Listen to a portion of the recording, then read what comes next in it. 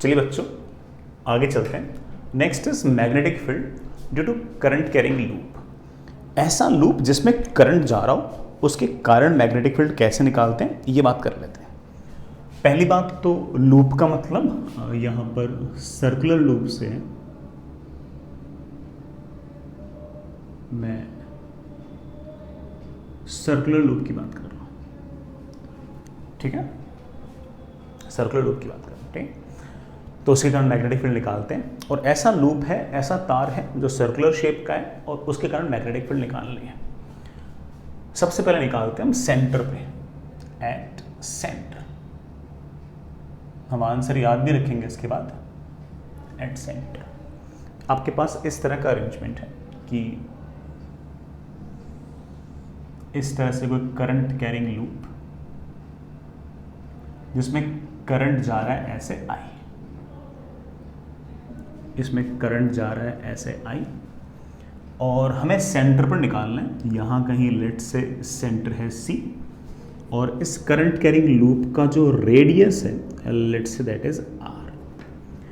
इस लूप की जो लेंथ है मैं उसको n टाइम्स 2 पाई आर लिख रहा हूं, where n is of course number of turns, number of turns. भाई अगर एक ही टर्न हुआ तो of course length 2 pi R होगी, लेकिन ऐसे अगर मान लीजिए 2 टर्न हुए तो आप होगी सिर्फ लेंथ होगी 2 टाइम्स 2 पाई आर। अगर मान लीजिए 10 टर्न हुए तो लेंथ टोटल होगी वायर की 10 टाइम्स 2 पाई आर, है कि नहीं। और मुझे इस लूप के कारण मैग्नेटिक फील्ड निकालनी है, सेंटर पे निकालनी है फिलहाल। बाद में हम एक्सिस पे भी निकालेंगे लेकिन एक बार हम सिर्फ और सिर्फ सेंटर पे निकाल रहे हैं, ठीक है। चलिए आप कहोगे कि सर मुझे है ना छोटे से करंट कैरिंग एलिमेंट की वजह से मैग्नेटिक फील्ड निकालनी आती है by the formula Biot Savart's law, by the formula Biot Savart's law. Sir मुझे उस फॉर्मूले से निकालना आता है, बिल्कुल। तो अगर आपको उस फॉर्मूले से अगर निकालना आता है तो वो फॉर्मूला यहाँ पर अप्लाई करो। सर यहाँ पर छोटे छोटे एलिमेंट लेने पड़ेंगे, लेके देखो तो सही क्या होता है। मैंने एक काम किया, यहाँ पर एक छोटा सा एलिमेंट लिया ऐसे डीएल लेंथ का, डीएल लेंथ का ऐसे एलिमेंट लिया। इस छोटे से एलिमेंट की वजह से मैं मैग्नेटिक फील्ड निकालना चाहता हूं। आर वेक्टर बनाओ, ये रहा आपका आर वेक्टर। आर वेक्टर की टेल कहां होती है और हेड कहां पर होता है? जिस छोटे से एलिमेंट के कारण मैग्नेटिक फील्ड निकालनी है वहां पर तो टेल, जिस पर मैग्नेटिक फील्ड निकालनी वहां पर हेड। इस आर वेक्टर का मैग्नीट्यूड हम जानते हैं कैपिटल आर है। आपके डीएल वेक्टर और आर वेक्टर के बीच में जो एंगल है जिसे हम थीटा बोला करते थे फॉर्मूले में, वो आपको नजर आ गया है, कितना है 90। रही बात डायरेक्शन की, तो बायोट-सैवर्ट्स लॉ से हमें एग्जैक्टली पता है कि मैग्नेटिक फील्ड जो है वो डीएल क्रॉस आर की तरफ आती है। जिस तरफ करंट जा रहा है उस तरफ डीएल, आपका आर वेक्टर ऐसे डीएल की तरफ हाथ ले जाओ, आर वेक्टर की तरफ उंगलियां कर्ल कर दो, अंगूठा आगे अंदर की तरफ, तो इस छोटे से एलिमेंट की वजह से यहां पर मैग्नेटिक फील्ड आएगी अंदर की तरफ। एलिमेंट छोटा सा है तो ऑफ कोर्स मैग्नेटिक फील्ड भी छोटी सी है। ये जो छोटी सी मैग्नेटिक फील्ड है इसको मैं डीबी लिख रहा हूं। Now what was the formula? I think formula was mu naught upon 4 pi I DL sine theta upon distance का square. I hope you remember that. Biot Savart's law का फॉर्मूला यही था। The magnetic field is mu naught upon 4 pi, current is I, length of the element is DL into sin theta, theta is 90 upon distance का square, distance is capital R का square. This is the magnetic field due to this small element, let's say DL. आप बोलोगे sir मुझे तो पूरे तार की वजह से निकालनी है, ऐसे DL DL DL DL DL DL DL DL DL DL लेते रहो, सब ले लो। जैसे मैंने यहाँ पर मान लीजिए एक दूसरा छोटा सा एलिमेंट लिया, यहाँ लिया, फिर यहाँ लिया, फिर यहाँ, फिर यहाँ, फिर यहाँ, फिर यहाँ, फिर यहाँ, फिर यहाँ। This is your DL. Again DL की डायरेक्शन वही होगी जो करंट की डायरेक्शन है। This length is DL. ये आपका आर वेक्टर, इस आर वेक्टर का मैग्नीट्यूड कैपिटल आर है। डीएल वेक्टर और आर वेक्टर के बीच में जो एंगल है, as you can see that कि this angle is again 90 degree. What will be the direction, तो आप बोलो sir direction is of course toward DL cross R, this is your DL vector, this is your position vector, DL cross R करना है तो DL की तरफ हाथ ले जाओ और आर की तरफ उंगलियां कर्ल कर दो, अंगूठा आ गया अंदर की तरफ, तो इस एलिमेंट की वजह से यहां पर मैग्नेटिक फील्ड अंदर की तरफ, इसकी वजह से भी अंदर की तरफ, इसकी वजह से भी अंदर की तरफ। इवन कोई कहते सर यहां पर डीएल लग के दिखाओ, बड़ा कर यहां पर आपने डीएल लिया, this is your DL vector, this will be your R vector, R vector का हेड कहां पर और टेल कहां पर, जिस पॉइंट पर मैग्नेटिक फील्ड निकालना है वहां पर हेड, जिस एलिमेंट की वजह से निकालना वहां पर tail, this is your R vector, DL vector is like this, R vector is like this, the angle will be again 90 degree because dl vector is tangential and r vector is of course in radial direction. Again dl cross r करना है, dl की तरफ हाथ ले जाओ, ये आपका r vector है, उसकी तरफ उंगलियां कर्ल कर दो, अंगूठा आ गया अंदर की तरफ तो dl क्रॉस r अंदर की तरफ, तो मैग्नेटिक फील्ड भी अंदर की तरफ। तो आपने शायद इस बात को नोटिस कर लिया होगा कि चाहे dl यहां हो, चाहे यहां हो, चाहे यहां हो, चाहे यहां हो, चाहे यहां हो, चाहे सबकी वजह से मैग्नेटिक फील्ड अंदर की तरफ, अंदर की तरफ, अंदर की तरफ, तो जोड़ दो तो मैं कह सकता हूं कि नेट मैग्नेटिक फील्ड जो आएगा that will be integration of dp, जो कांस्टेंट है बाहर निकाल लो, mu naught constant, 4 pi constant, I constant, R square भी कांस्टेंट। भाई डीएल चाहे यहां हो, चाहे यहां हो, चाहे यहां हो, डिस्टेंस तो हमेशा कैपिटल आर ही रहेगी, सिर्फ और सिर्फ इंटीग्रेशन डीएल बचा,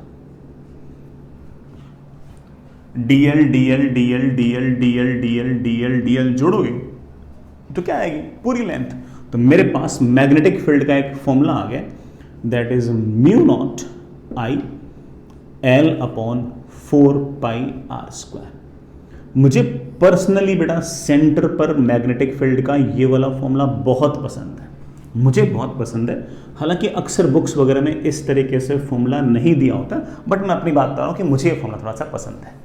आपको सिर्फ बुक्स में कौन सा दे रखा होता है बेटा, बुक्स में ना इस L को n टाइम्स 2 पाई आर लिख दो, L मतलब टोटल लेंथ होगी, इस टोटल लेंथ को लिख दो कि magnetic field at centre is mu naught I L, L को मैं लिख सकता हूं n number of turns into एक टर्न की लेंथ है 2 pi R upon 4 pi R square, एक आर से आर, एक पाई से पाई, 4 से 2, ये कैंसिल और हमारे पास आंसर आ गया that is mu naught N I upon 2r, that is mu naught N I upon 2r। जो बुक्स में फॉर्मूला दे रखा होता है वो ये दे रखा होता है, आपको अगर याद करना है तो ऑफकोर्स बड़ा नीचे वाला भी याद कर सकते हो।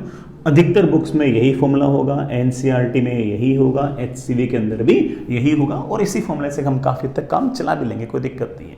तो कुल मिलाकर सेंटर पर मैग्नेटिक फील्ड के दो फॉर्मूले मैंने आपको याद करा दिए, एक है mu naught I L upon 4 pi R square और दूसरा mu naught N I upon 2r। अक्सर बड़ा बच्चे ये वाला नीचे वाला याद रखते हैं, आप भी याद कर सकते हो। एन जो है ये नंबर ऑफ टर्न्स है, अच्छी बात है बेटा, ये नंबर ऑफ टर्न फ्रैक्शन में भी हो सकता है। सर फ्रैक्शन में हो सकता है, इस बात का मतलब अगर मान लो सिर्फ सेमी सर्कुलर वायर हुआ उसके कारण निकालना हुआ तो एन को हाफ रख दो, 1/4 वायर हुआ सिर्फ उसकी वजह से निकालना हो तो n को 1/4 रख दो, तो आपका हर बार काम बन जाएगा, कोई दिक्कत नहीं आएगी। तो n का इंटीजर होना जरूरी नहीं है, इंटीजर हो भी सकता है, नहीं भी हो सकता, फ्रैक्शन भी चलेगा, कोई इशू नहीं है, ठीक है। ये आपके पास सेंटर पर मैग्नेटिक फील्ड का अच्छा सा प्यारा सा फॉर्मूला आ गया। दोनों ही फॉर्मूला आपको याद रखने, मैं साइड में लिख देता हूँ बेटा, हमारे बाद में काम आएंगे। मैं यहाँ लिख दूँ, सेंटर पर मैग्नेटिक फील्ड का फॉर्मूला आ गया mu naught I L upon 4 pi R square या फिर mu naught N I upon 2r। ये हमारे पास आ गया मैग्नेटिक फील्ड, ठीक है। आगे चलते हैं बच्चा, डेरिवेशन तो बड़ा सिर्फ और सिर्फ जो भी क्लास 12th वाले बच्चे होते हैं ना उनको तो बतानी पड़ती है, बाकी बच्चों को तो ठीक है बेटा। इस तरह कैसे हम बायोट-सेवर्ट्स लॉ से इस तरह की बातों तक पहुंच सकते हैं, बात कन्विंस करने के लिए बताई जाती है, ठीक है। काम तो आते हैं, जो भी डेरिवेशंस होते हैं वो हमें सोचने समझने के लिए थोड़ा सा तैयार तो करते ही हैं। तो मैं तो डेरिवेशन सारी कराता ही हूँ, चाहे वो 12th वाले हो, रिपीटर हो। मुझे लगता है डेरिवेशन करने से बच्चा एडवांस का सवाल करने के लिए तो ज़्यादा वेल इक्विप्ड हो जाता है ना यार, तो इसलिए डेरिवेशंस तो कर ही सकते हैं। चलिए बच्चों आगे चलते हैं। छोटी छोटी 2-3 बातें, जैसे मान लीजिए कि आपके पास ये एक सर्कल है और इसमें करंट है ऐसे, करंट है ऐसे, नंबर ऑफ टर्न्स सिर्फ 1 है बेटा, तार में सिर्फ एक ही टर्न है, करंट है I। तो आप कहोगे कि सर एक ही टर्न है तो n को 1 रख दूंगा, तो सेंटर वाले पॉइंट पर मैग्नेटिक फील्ड आएगी अंदर की तरफ और उस मैग्नेटिक फील्ड की वैल्यू होगी μ0I/2r। डायरेक्शन आप लोग dl क्रॉस r से देख ही रहे थे, मुझे कोई दिक्कत ही नहीं है, लेकिन आप एक तरीके से और देख सकते हो कि करंट अगर ऐसे जा रहा है ना और सेंटर पर मैग्नेटिक फील्ड की डायरेक्शन अगर निकालनी है तो राइट हैंड लेना अपना और ऐसे जिस तरफ करंट जा रहा है ना उस तरफ उंगलियां ऐसे कर्ल कर देना, जिस तरफ अंगूठा आएगा that is the direction of magnetic field. DL cross R से तो आंसर आ ही रहा था कि डीएल वेक्टर ऐसे है, आर वेक्टर ऐसे है, डीएल क्रॉस आर किया अंदर की तरफ, हर पॉइंट अंदर की तरफ, नेट मैग्नेटिक फील्ड भी अंदर की तरफ। लेकिन दूसरा तरीका जुगाड़ क्या है कि करंट ऐसे जा रहे हैं तो जिस तरफ करंट जा रहा है उस तरफ हाथ घुमाया ऐसे, अंगूठा अंदर की तरफ, तो मैग्नेटिक फील्ड भी अंदर की तरफ। नंबर ऑफ टर्न सिर्फ 1 थे तो मैंने n को 1 लिख दिया। इसी तरह से अगर करंट ऐसे एंटी क्लॉकवाइज है, रेडियस आपका r है, नंबर ऑफ टर्न्स आपके 1 है और कोई मुझसे पूछ ले कि सेंटर पर मैग्नेटिक फील्ड कितनी होगी, तो सेंटर पर अगर मैग्नेटिक फील्ड निकालनी है तो राइट हैंड लीजिए, जिस तरफ करंट जा रहा है उस तरफ उंगलियां ऐसे कर्ल कर दीजिए, जैसे कर्ल करोगे अंगूठा आएगा बाहर की तरफ तो सेंटर वाले पॉइंट पर मैग्नेटिक फील्ड आएगी बाहर की तरफ। हाँ आएगी उतनी ही, कितनी, μ0NI/2r। Number of turns of course कितने हो गए आपके, 1 हो गया, तो μ0I/2r। काम समझ में आ गया होगा। डीएल क्रॉस आर से भी आंसर आ जाएगा, जैसे आपने छोटा सा यहाँ पर एक डीएल लिया ऐसे, तो डीएल तो करंट की तरफ होगा तो डीएल तो आएगा ऐसे, आर वेक्टर आएगा ऐसे, डीएल की तरफ हाथ ले जाओ, आर वेक्टर की तरफ उंगलियां कर्ल कर दो, अंगूठा आ गया बाहर की तरफ, डीएल क्रॉस आर बाहर की तरफ तो मैग्नेटिक फील्ड भी बाहर की तरफ। लेकिन मेरे ख्याल से आप लोगों को जुगाड़ थोड़ा सा पसंद आया होगा, ठीक है। सेकेंड, अगर आपके पास सेमी सर्कुलर वायर है, कोई दिक्कत नहीं है, मुझे तो ऐसा लगता भी नहीं कि कोई ऐसे अलग से फॉर्मूला याद करने की जरूरत है। मैं तो कहूंगा कि अगर आपके पास कोई सेमी सर्कुलर वायर है ऐसा, सिर्फ इतना सा, और इसमें करंट जा रहा है ऐसे,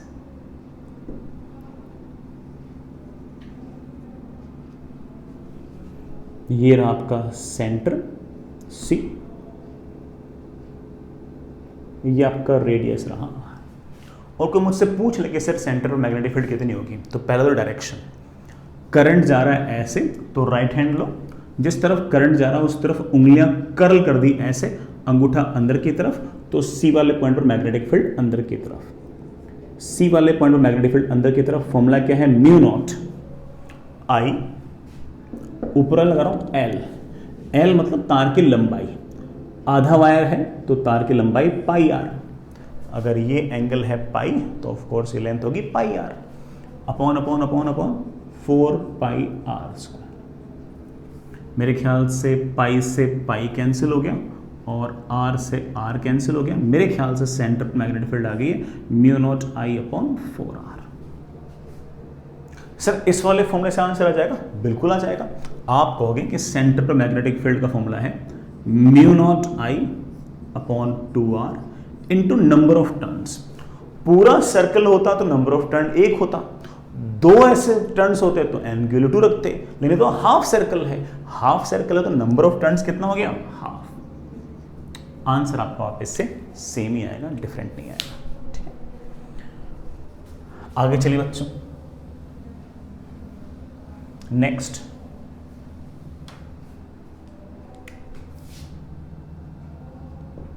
अगर मान लीजिए आपके पास कोई 1/4 वायर है,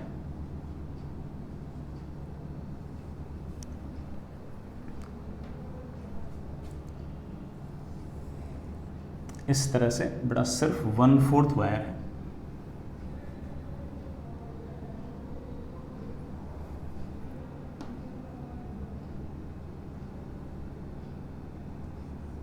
ये रेडियस आर, ये रेडियस आर, इसमें करंट जा रहा आई ऐसे, और ये आपका सेंटर ऑफ कर्वेचर लेट से सी। ठीक है, करंट जा रहा है ऐसे, सेंटर मैग्नेटिक फील्ड निकाल लिया, और राइट हैंड लीजिए, जिस तरफ करंट जा रहा है उस तरफ उंगलियां ऐसे कर्ल कीजिए, सेंटर मैग्नेटिक फील्ड आएगा अंदर की तरफ। जो सेंटर पर मैग्नेटिक फील्ड है उसका formula mu naught I L upon 4 pi R square. I L, L मतलब इसकी लंबाई निकाल लेंगे। क्वार्टर रिंग है तो ऑफ कोर्स ये वाला एंगल 90 होगा या पाई बाई 2 होगा। अगर ये एंगल आपका पाई बाई 2 है तो ये लेंथ आपकी पाई बाई 2 आर होगी। आर की लेंथ तो बड़ा ये होती है, that is pi by 2 R. Pi से पाई, आर से R, I think that comes out to be mu naught I upon 8 R. ये आपके पास मैग्नेटिक फील्ड आ गई है सेंटर पे, that is mu naught I upon 8। कोई कहते कि सर दूसरे वाले फॉर्मूले से आंसर आएगा क्या? अरे भाई क्यों नहीं आएगा। दूसरा वाला फॉर्मूला क्या था? दूसरा वाला फॉर्मूला था mu naught N I upon 2 R. N मतलब नंबर ऑफ टर्न्स। एक पूरा चक्कर काट लेता तो नंबर ऑफ टर्न्स 1 होते, ये तो सिर्फ 1/4 चक्कर है, तो आप कह सकते हो sir that is just 1/4। Answer will of course remain same.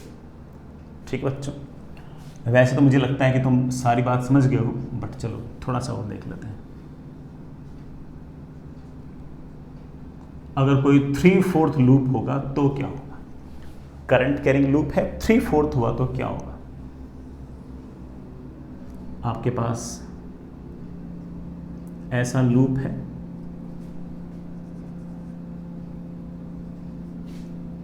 ये वाला सेक्शन नहीं है, सेंटर पर मुझे मैग्नेटिक फील्ड निकालनी है, करंट की वैल्यू आई है, रेडियस आपका आर है, सेंटर मैग्नेटिक फील्ड निकालनी है। पहले डायरेक्शन की बात कर लेते हैं। इस बार करंट यूं है, करंट ऐसे है तो हाथ को घुमाओ ऐसे, अंगूठा आएगा बाहर की तरफ, अंगूठा आएगा बाहर की तरफ तो मैग्नेटिक फील्ड भी आएगी बाहर की तरफ। उस मैग्नेटिक फील्ड की वैल्यू क्या होगी? आप बोलोगे sir mu naught I L. ये लेंथ कितनी है? आप कहोगे सर ये पूरा एंगल है 3π/2, तो ये आर्क लेंथ है 3π/2 इंटू आर, तो that is 3π/2 into R. Mu naught I L upon 4 R square, 4 R का स्क्वायर। एक आर से एक आर गया, एक पाई से आई गया, मेरे पास मैग्नेटिक फील्ड की वैल्यू आ गई है 3 times mu naught I upon 8 R. Magnetic field आ गई है 3 times mu naught I upon 8 R. कोई स्टैंडर्ड फॉर्मूला नहीं कि याद किया जाए, ये तो सिर्फ उसमें बता रहा हूं कि हम अपने जो हमने बेसिक फॉर्मूला एक याद कर रखा उससे सारा का सारा काम बन जाएगा, हमें चिंता करने की जरूरत नहीं है। ठीक है, कोई कहते कि सर दूसरे वाले फॉर्मूले से आ जाएगा, बिल्कुल आ जाएगा। दूसरे वाले फॉर्मूले magnetic field is mu naught N I upon 2 R. What is the number of turns? Number of turns 3/4 circle है तो of course number of turns will be 3/4। Number of turns will be 3/4, वही answer आएगा, कैसे कर लो। ठीक है, एक छोटा सा बात और बेटा, इसे सवाल की तरह मान सकते हो। एक रैंडम काइंड का कोई आर्क हो गया, मान लीजिए ऐसा कोई आर्क है, सर्कुलर आर्क है ऐसे, इसमें करंट जा रहा है, तार है बच्चों इस तरह से, करंट जा रहा है इसके अंदर आई, रेडियस इसका है आर, और ये जो एंगल है ये मान लीजिए है फाई। ठीक है, और इस तार में करंट है आई, रेडियस है आर, ये वाला एंगल है फाई, और ये है आपका सेंटर। मुझे सेंटर पर मैग्नेटिक फील्ड निकालनी। पहली बात तो करंट जा रहा है ऐसे, तो जिस तरफ करंट जा रहा है उस तरफ हाथ कर्ल कर दो ऐसे, अंगूठा आएगा अंदर की तरफ, तो यहां पर मैग्नेटिक फील्ड आएगा अंदर की तरफ, और उस मैग्नेटिक फील्ड की वैल्यू होगी कितनी होगी? Mu naught I L. L मतलब इसकी लेंथ, इस इतने से तार की लंबाई कितनी है?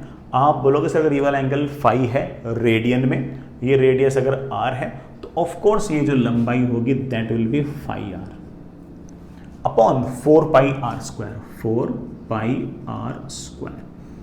मेरे ख्याल से आर से आर कैंसिल, और आंसर आ गया mu naught I phi upon 4 R. ये हमारा आंसर आ गया है सर। उससे आंसर आ जाएगा magnetic field is mu not NI upon 2R।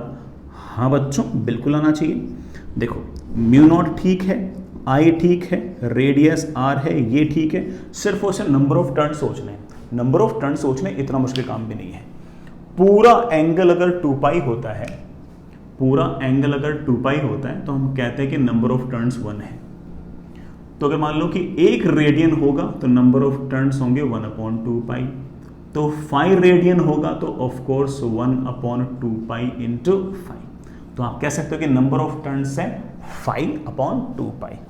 तो that is 5 upon 2 pi. And as you can see that कि दोनों ही तरीकों से कैसे निकाल लो, आंसर तो आपका सेम ही आएगा। समझ गए बच्चों इस बात को? बहुत इतनी टफ बात भी नहीं थी, आसान सी बात थी। चलिए इस बात में मैं आपसे कुछ सवाल पूछता हूं, ठीक है?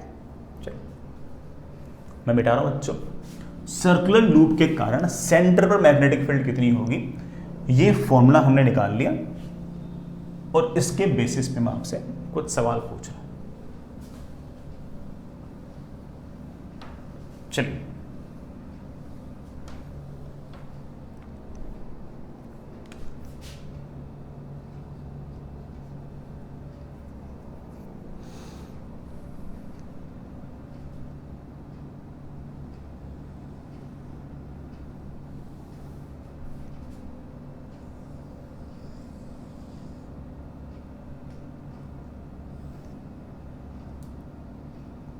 ये बड़ा स्ट्रेट वायर है,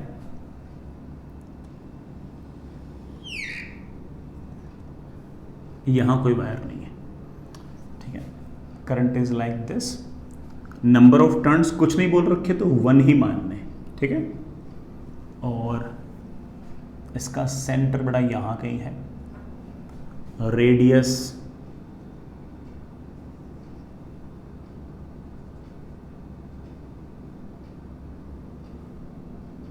current I, current I,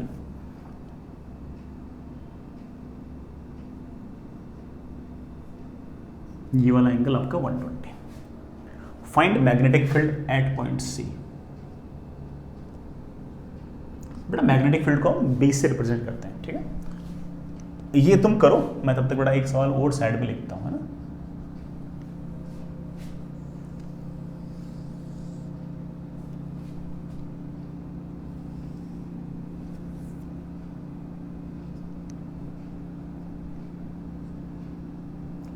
current I, current I,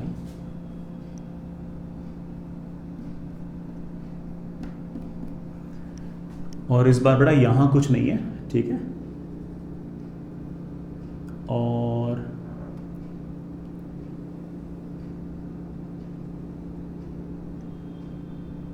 ये आपका C पॉइंट है, रेडियस आपका R है।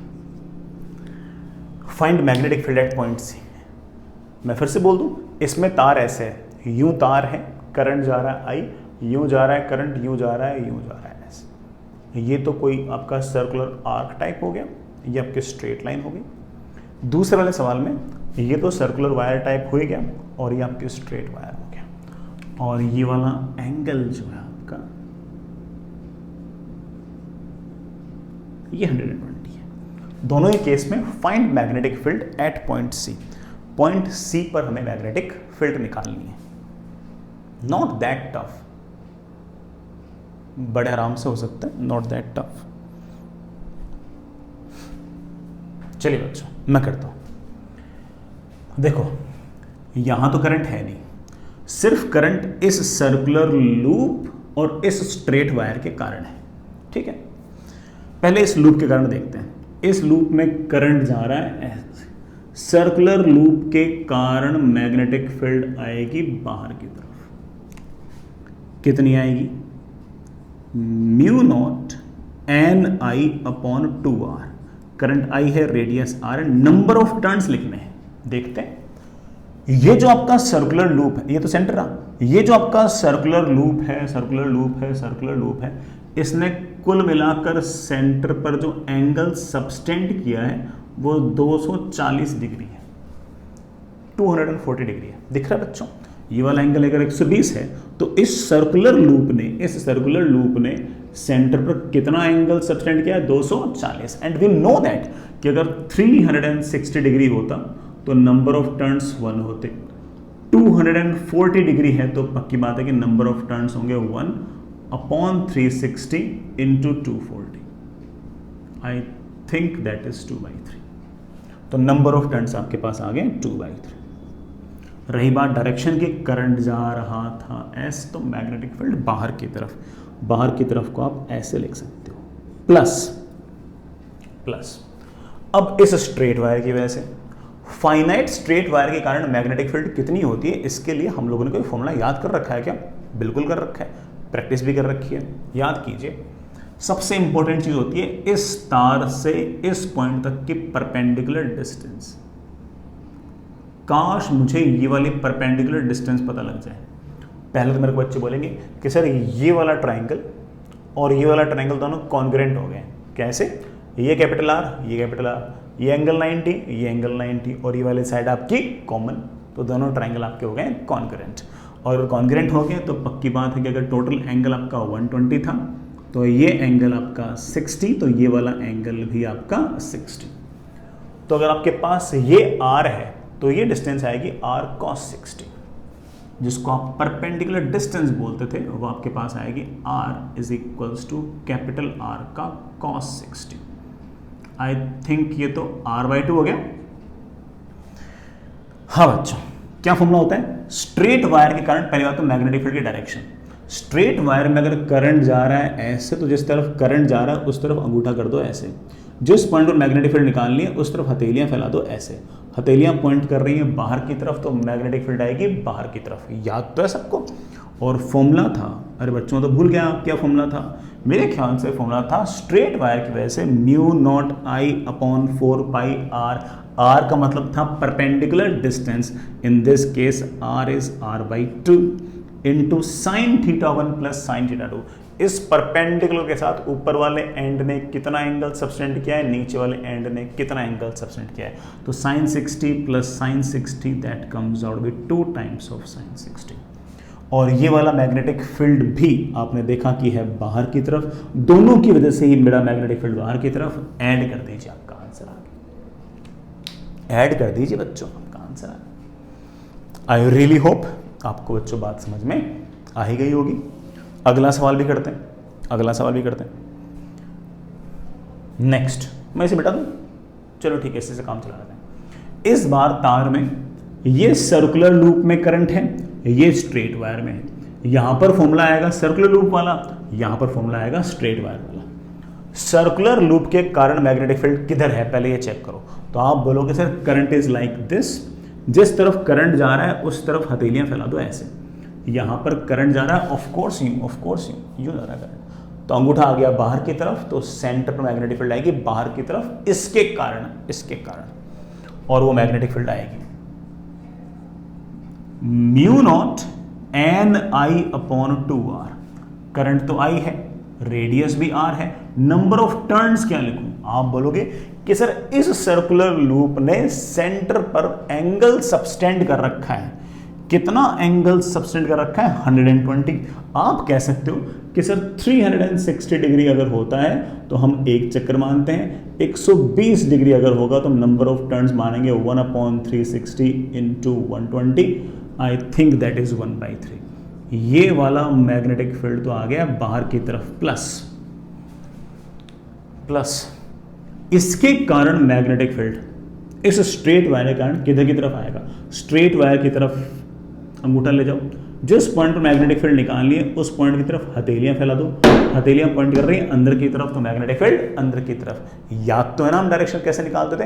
याद नहीं है थोड़ा लास्ट वाली क्लास वापस अटेंड कर लेना, ढंग से बता रखा है तुम लोगों को। हमारे पास फॉर्मूला आ गया है μ0I/4πr। सॉरी बच्चों, r नहीं, r मतलब परपेंडिकुलर डिस्टेंस। ये अगर r है तो आप जानते हो परपेंडिकुलर डिस्टेंस आएगी r/2 into sine theta 1 plus sine theta. ये वाला एंगल भी 60, ये वाला angle 60, that is 2 times of sine 60। मगर याद करना कि ये वाला मैग्नेटिक फील्ड बाहर की तरफ नहीं है, किधर की तरफ है? अंदर की तरफ। नेट मैग्नेटिक फील्ड किधर आएगा अभी निकालते हैं, पता करेंगे कि कौन सी वाली वैल्यू बड़ी है और कौन सी वाली वैल्यू छोटी है, तब जाके हम आंसर लिख पाएंगे। तो चलिए हमारे पास मैग्नेटिक फील्ड आ गया है, that is mu naught I upon 6r बाहर की तरफ plus sine 60 is I think √3/2, that is mu naught I upon 2πr, sine 60 is √3/2,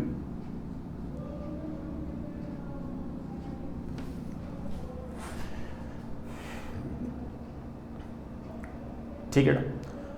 आप इस बात को बड़ा हल्का फुल्का तो चेक कर ही सकते हो, है ना, कि कौन सी वाली वैल्यू बड़ी है कौन सी छोटी है। लिखना चाहो तो आप उसको ऐसे भी लिख सकते हो, that is mu naught I upon 6r minus mu naught I upon √3 2πr बाहर की तरफ, या फिर आप इसको ऐसे भी लिख सकते हो mu naught I √3 upon 2πr minus mu naught I upon 6r अंदर की तरफ। एक ही बात है बेटा, इतना बाहर की तरफ बोलते हैं इतना अंदर की तरफ बोलते हो तो एक ही बात है, कोई फर्क नहीं पड़ता। हालांकि आप चेक कर सकते हो कि कौन सी वाली टर्म बड़ी बड़ा कौन सी वाली टर्म छोटी है, ठीक है, काम चल जाएगा। पक्का, आगे चलते हैं। ऐसे ही कुछ सवाल और करते हैं, बड़ा इक्का दुक्का सवाल और निपटाते हैं।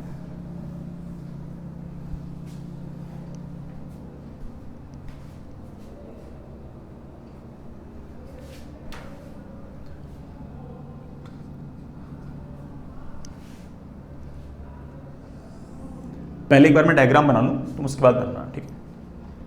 हालांकि वैसे भी तुम बाद में बनाते हो।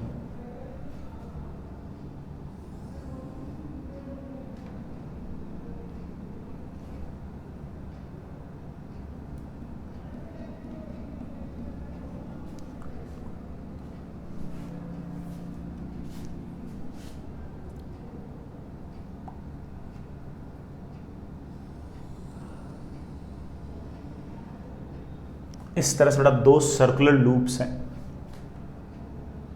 करंट है ऐसे, यूं आता है यूं आता है,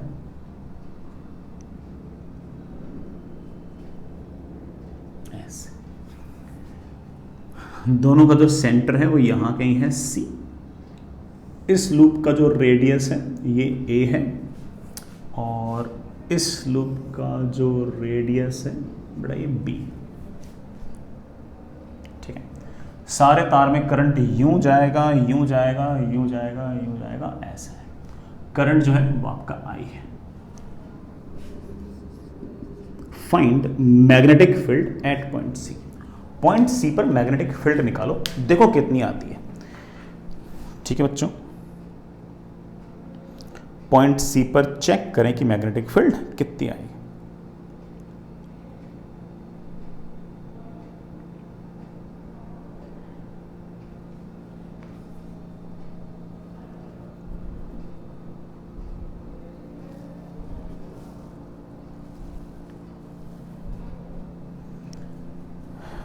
कर ले बड़ा चेक। चलिए, सबसे पहले 4 हिस्से हैं, semi circular, straight line, semi circular, straight line. सबसे पहले इस सेमी सर्कुलर की वजह से, इस सेमी सर्कुलर की वजह से जिस तरफ करंट जा रहा है उस तरफ अंगूठा ऐसे किया, सॉरी उस तरफ मैंने अपनी उंगलियों को कर्ल किया, अंगूठा आ गया बाहर की तरफ, तो सेंटर मैग्नेटिक फील्ड बाहर की तरफ। और मैग्नेटिक फील्ड की वैल्यू आ गई है mu naught I upon 4 times radius. बच्चों भूल तो नहीं गए थे? अगर भूल गए तो मैं याद दिला देता हूं। सेमी सर्कुलर के कारण मैग्नेटिक फील्ड का फॉर्मूला आया था mu naught N I upon 2r। इस सर्कुलर लूप का रेडियस है a। Sir number of turns, बड़ा सेमी सर्कुलर है इसलिए number of turns will be half, number of turns will be half. ये मैग्नेटिक फील्ड आ गई बाहर की तरफ, प्लस अब इस स्ट्रेट वायर की वजह से मुझे मैग्नेटिक फील्ड निकालनी है सी वाले पॉइंट पे, निकाल लेंगे। इस स्ट्रेट वायर की वजह से सी वाले पॉइंट में मैग्नेटिक फील्ड आएगी 0। याद करा रखा बेटा तुम लोगों को कि जिस तरफ करंट जा रहा हो उस लाइन पे, चाहे पॉइंट पीछे हो चाहे उस पॉइंट पे लाइन आगे, उस लाइन पे आगे कोई पॉइंट हो, हर जगह मैग्नेटिक फील्ड 0 आएगी, क्योंकि तुम्हारा डीएल वेक्टर होगा ऐसे और आर वेक्टर होगा ऐसे, दोनों एक दूसरे के एंटी पैरेलल है, तो डीएल क्रॉस आर की वैल्यू आएगी 0, तो मैग्नेटिक फील्ड भी आएगा 0। तो इसके कारण किसी प्रकार का कोई मैग्नेटिक फील्ड नहीं है। अब फिर से आपका सेमी सर्कुलर वायर, इस सेमी सर्कुलर वायर के अंदर हमारा जो करंट है वो जा रहा है ऐसे, तो अंगूठा आएगा अंदर की तरफ, तो सेंटर मैग्नेटिक फील्ड आएगी अंदर की तरफ, और वो जो मैग्नेटिक फील्ड होगी उसको मैं बड़े आराम से लिख पाऊंगा μ0I/4 टाइम्स रेडियस। इस बार जो रेडियस है वो बड़ा ए नहीं है, इस बार रेडियस आपकी बी है। सर ये वाला बच गया।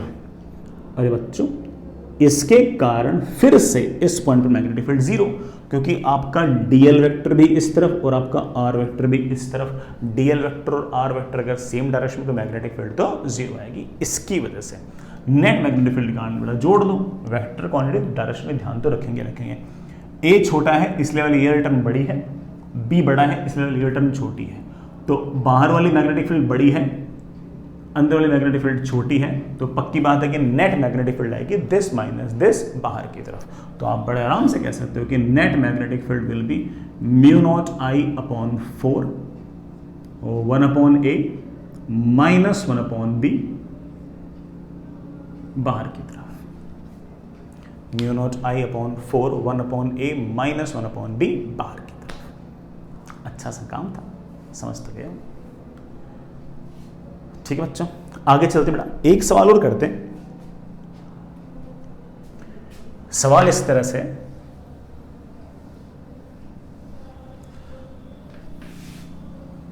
अगेन स्ट्रेट वायर और सर्कल दोनों के ही कारण जो फॉर्मूले हैं उनका यूज रहेगा, है ना। सुनिएगा,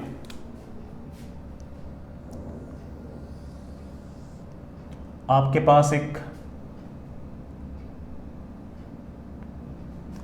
3/4 सर्कल है,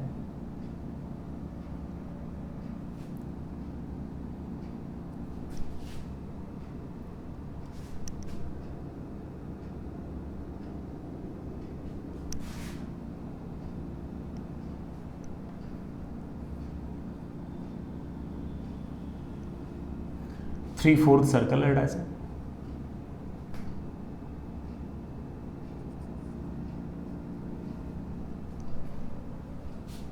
ये फिर तार यूं गया, फिर तार ऐसे गया स्ट्रेट में, फिर तार ऐसे आया है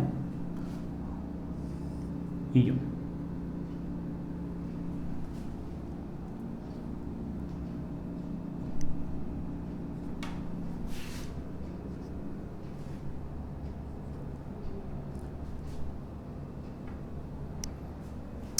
ठीक है अच्छा, तार में करंट है I,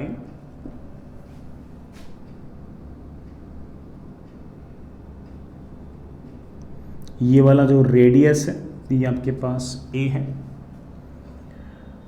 ये अपने आप में एक स्क्वायर है, ये अपने आप में एक स्क्वायर है जिसकी लेंथ आपके पास B है।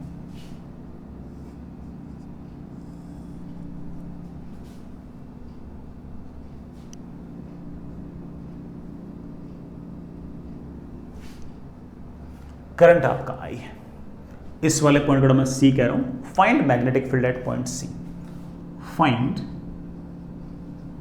Magnetic field at point C। बेटा खुद ट्राई करो, C वाले पॉइंट पर मैग्नेटिक फील्ड निकालनी।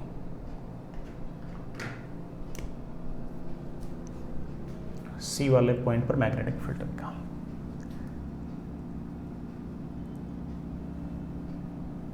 निकालिए।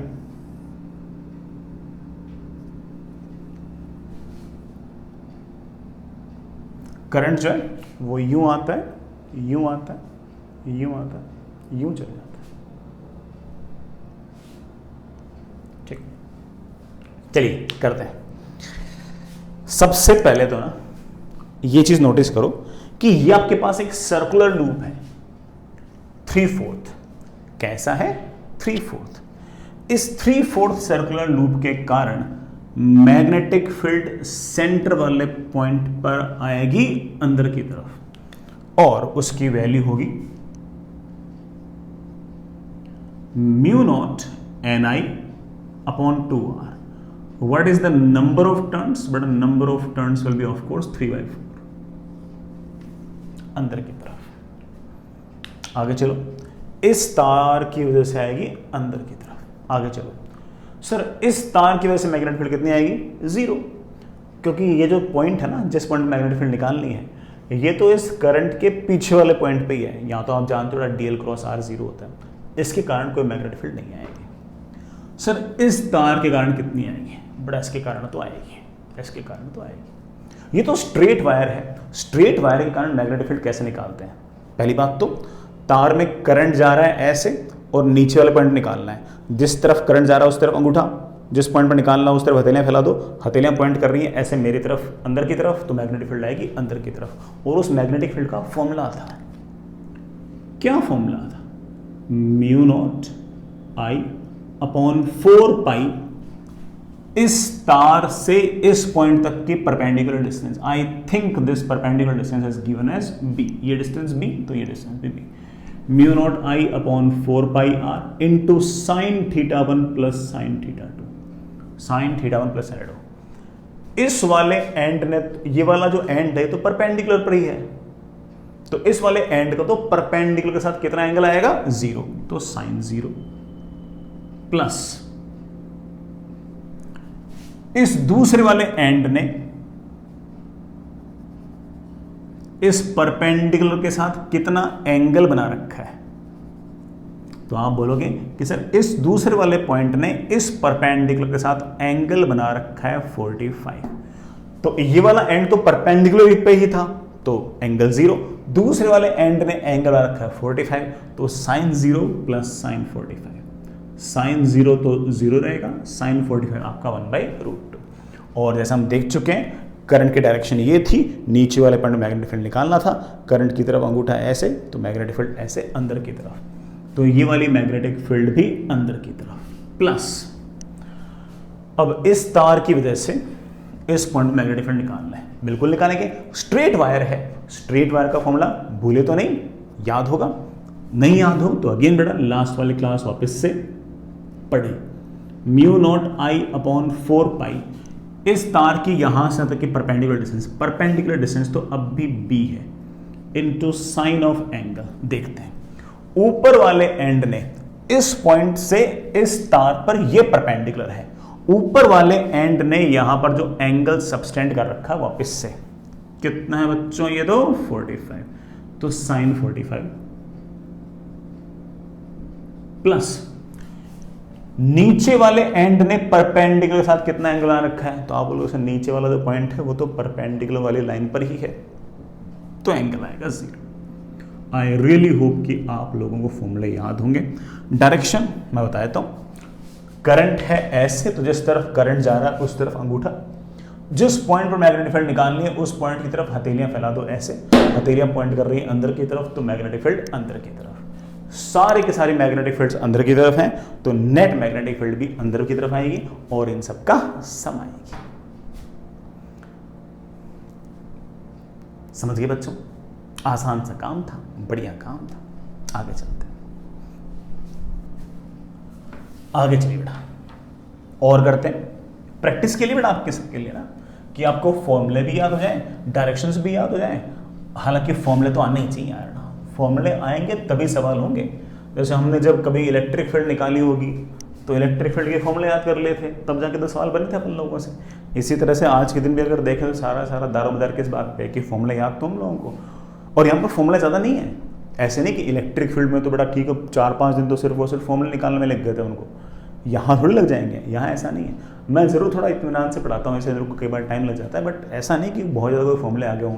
मेरे ख्याल से दूसरा तो फॉर्मूला है, पहले वो स्ट्रेट वायर की वजह से था, अब सर्कुलर वायर की वजह से, ठीक है। तो कोई बहुत ज़्यादा फॉर्मूले है ही नहीं बच्चों, मैं कहाँ से बताऊँ तुम लोगों को ना, ठीक है। बट फिर भी सवाल है, फॉर्मूला याद रखना बेटा। अगला सवाल,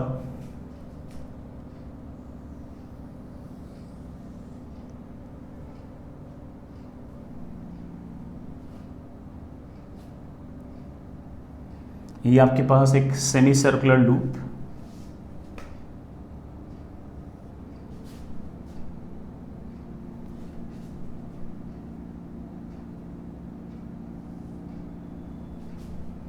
ये आपके पास ये एक सेमी सर्कुलर लूप, दोनों का सेंटर सेम है C, इसका रेडियस A है, इसका रेडियस B है। करंट जो है वो ऐसे जा रहा है I, नंबर ऑफ टर्न्स नहीं बोल रखे तो अपन नंबर ऑफ टर्न्स तो बड़ा 1 ही मान के चलेंगे भाई, पूरे का जो नंबर ऑफ टर्न्स है ना वो एक ही। ऐसे मान लो कि 2 नंबर ऑफ टर्न्स होंगे तो मैग्नेटिक फील्ड को 2 से मल्टीप्लाई कर देंगे, ऐसे मान लो 10 नंबर ऑफ टर्न्स को 10 से मल्टीप्लाई कर देंगे। तो करंट आपके पास है ऐसे।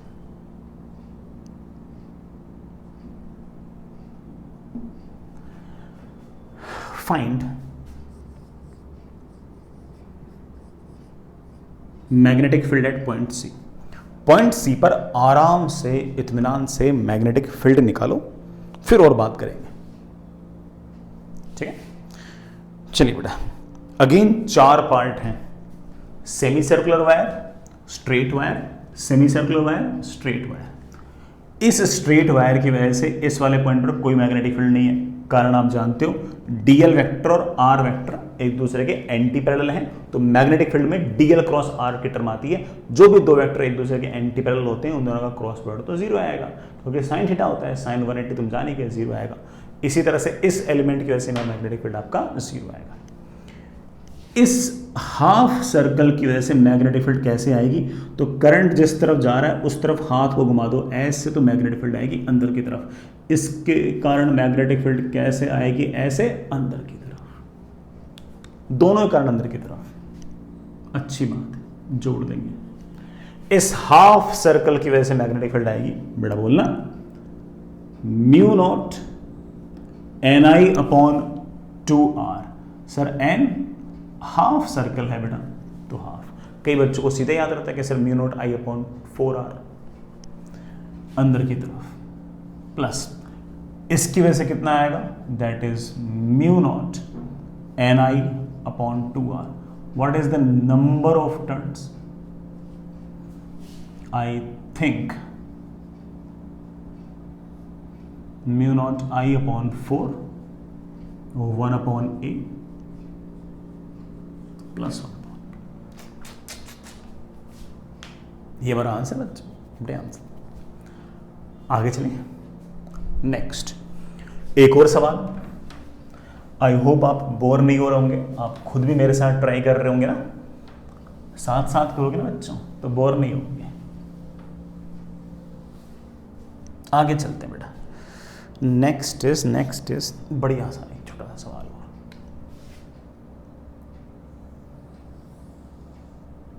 आपके पास बेटा एक 3/4 सर्कल है,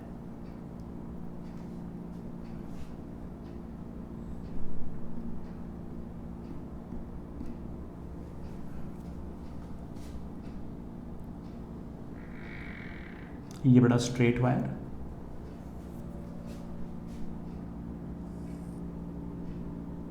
ये स्ट्रेट वायर, और ये एक 1/4 सर्कल और।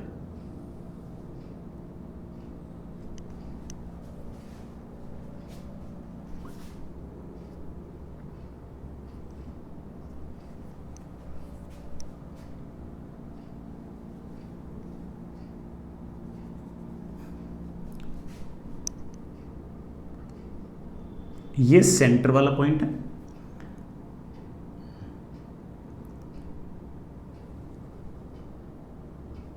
इसका रेडियस A है बेटा, इसका रेडियस B है, करंट आपका I है।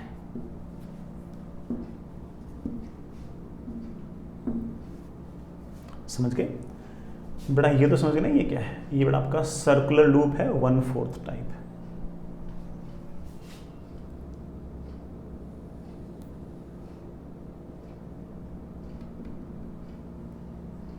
चलिए सवाल आप जानते हैं, find magnetic field at point C वाले पॉइंट पर मैग्नेटिक फील्ड निकालो। निकाल लेंगे।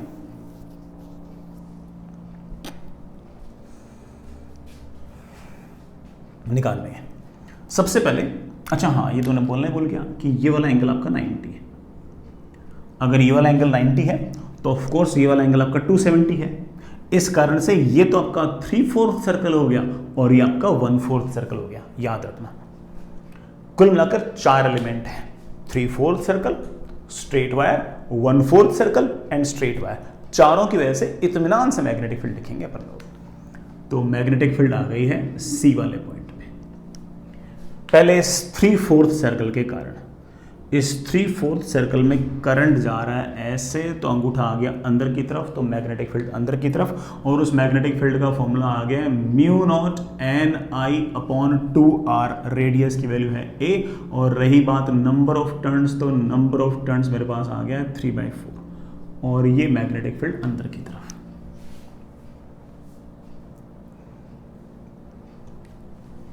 इस स्ट्रेट वायर की वजह से यहां पर मैग्नेटिक फील्ड 0, कारण बड़ा कितनी बार बता चुका हूं, इस स्ट्रेट वायर के कारण 0। इस 1/4 सर्कल के कारण मैग्नेटिक फील्ड कितनी आएगी, आप बोलोगे सर इस 1/4 के कारण आएगी μ0 Ni/2r। What is the number of turns, number of turns is 1/4। And रही बात डायरेक्शन की, तो डायरेक्शन है अंदर की तरफ। ये आपका आंसर है। डायरेक्शन सेम है तो जोड़ दो, डायरेक्शन सेम है इसलिए जोड़ दो, कोई दिक्कत नहीं होती। समझ गए होंगे, आसान सा काम था। आगे बढ़ते हैं।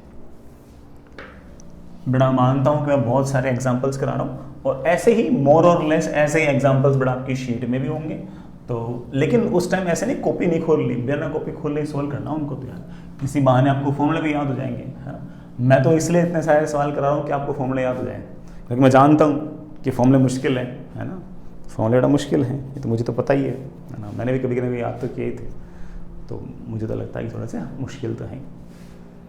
जैसे ना मैं से एक दो बातें और बोलता हूँ कि मान लो कि मैं जैसे एक छोटा सा ना एक एग्जाम के साइकिक के बारे में कुछ बातें डिस्कस करना चाह रहा था, है ना। अब बताता हूँ बातें। चाहे मेन का एग्जाम हो चाहे एडवांस का एग्जाम हो, ये मान के चलना कि कुछ सवाल आसान ही आएंगे।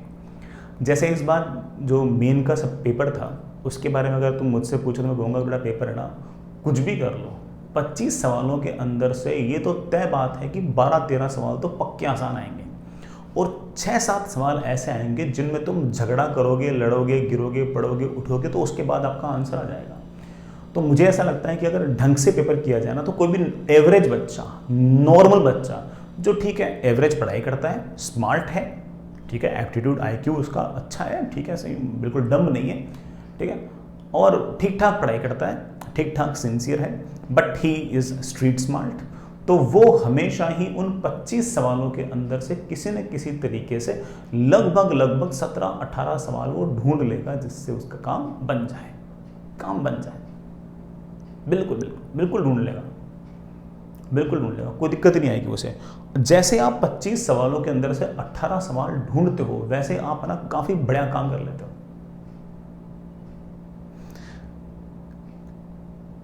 अठारह सवाल करने का मतलब लगभग बड़ा मेरे ख्याल से 220 मार्क्स के आसपास मामला बैठता है, अगर आप नेगेटिव मार्किंग नहीं करते हो तो।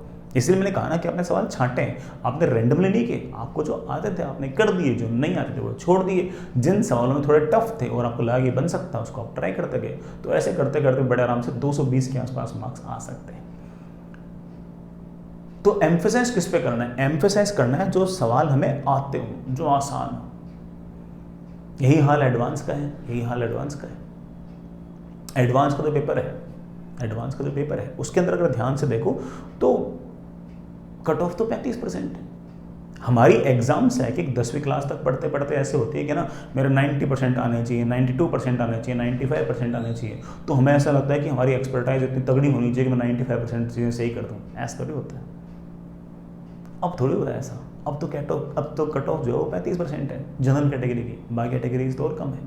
तो 35% जिस एग्जाम में कट ऑफ होगी उसके अंदर आपको उस पेपर पर अटैक थोड़ी करना है, बल्कि उस पेपर के अटैक से अपनी इज्जत बचानी है कि यार मैं किसी तरह से रास्ता निकाल लूँ, बेइज्जती होने से बच जाए मेरी, है कि नहीं। तो उसमें आप क्या करोगे, हर सवाल पर अटैक नहीं करोगे, आप अपने कंफर्ट जोन ढूंढोगे पेपर के अंदर कि यार मुझे ये आता है, ये आता है, ये आता है, ये नहीं आता, जो आता है वो कर लूँगा, जो नहीं आता छोड़ दूंगा, क्या दिक्कत है।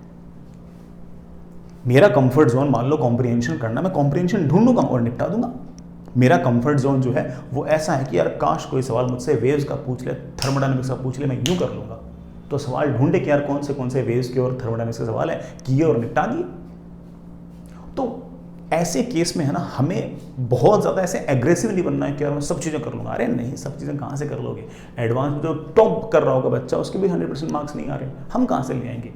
अगर हमने हर सवाल करने की कोशिश की, अगर हमने हर चीज़ करने की कोशिश की तो हम निपटेंगे, बल्कि उस पूरे के पूरे पेपर के अंदर ढूंढोगे कहाँ पर कोई ऐसे लूप होल्स हैं, कहाँ पर ऐसे ऐसे वो रास्ते हैं जहाँ से मैं नंबर निकाल सकता हूँ, जहाँ से नंबर खींच सकता हूँ कम टाइम के अंदर। जैसे है ना, आजकल तो है ना पेपर क्या जेईई का जो फॉर्म है ना वो ऑनलाइन ही आता है। हमारे ज़माने में ना आईआईटी का जो फॉर्म था वो ऑफलाइन आया करता था और बैंक में मिलता था। तो बैंक में पहले लंबी सी लाइन लगती थी, उस लाइन में जाते थे, फॉर्म लेके फिर आते थे, ठीक है। ऐसे यूँ बिल्कुल ब्रोशर टाइप आता था ऐसे फॉर्म, ठीक है। और उसको भरते थे, फिर भरने के बाद वो है ना जो भी आईआईटी उस एग्ज़ाम को करा रही होती थी, कई बार दिल्ली, बॉम्बे, कानपुर, अलग अलग आईआईटी एग्ज़ाम कराती हैं, तो उस आईआईटी उसको पोस्ट करते थे, फिर वहाँ से एक एक्नॉलेजमेंट कार्ड आता था, फिर बाद में एडमिट कार्ड आता था, ऐसे होता था। तो मुझे अभी भी है ना उसका जो ब्रोशर का जो पहला पेज है ना, उसके पीछे जो लिखी हुई चीज़ें थी ना, उसमें से एक बात आज तक याद है। उसमें ऐसा लिखा हुआ था कि आईआईटीज़ किस तरह के बच्चे सेलेक्ट करना चाहते हैं, ठीक है। उसमें ऐसा लिखा हुआ था कि आईआईटीज़ किस तरह के बच्चों को ढूंढ रहे हैं। तो उसमें बाकी बातें तो बहुत ही ऑब्वियस थी कि है ना IQ अच्छा होना चाहिए, एप्टीट्यूड अच्छा होना चाहिए, इमेजिनेशन अच्छी होनी चाहिए, वगैरह वगैरह। एक चीज़ मैंने उसमें नोटिस की जो मेरे को बढ़िया लगी कि student should be good decision maker, student should be good decision maker. अब ज़रा इस बात को सोचो कि कैसे आईआईटी कैसे डिसाइड करता होगा, आईआईटी अपने एग्ज़ाम को किस तरीके से बनाता होगा कि वो इस बात को छांट सके कि अच्छे डिसीजन मेकर के ही नंबर आने चाहिए और ख़राब डिसीजन मेकर के नंबर नहीं आने चाहिए, कैसे डिसाइड करता होगा। तो मैं इसकी बताता हूँ। मुझे ऐसा लगता है कि ना वो एग्ज़ाम को, सवालों को इस तरह से प्लेस करती हैं कि बच्चा है ना वो फंस जाए, और जो कोई ख़राब डिसीजन मेकर होगा ना वो बस फंसा ही रह जाए, और जो अच्छा डिसीजन मेकर होगा ना वो जल्दी समझ जाए कि कौन सा सवाल करना है और कौन सा छोड़ना है, किस सवाल को कितना समय देना है और कितने समय के बाद उस सवाल को छोड़कर आगे बढ़ना है।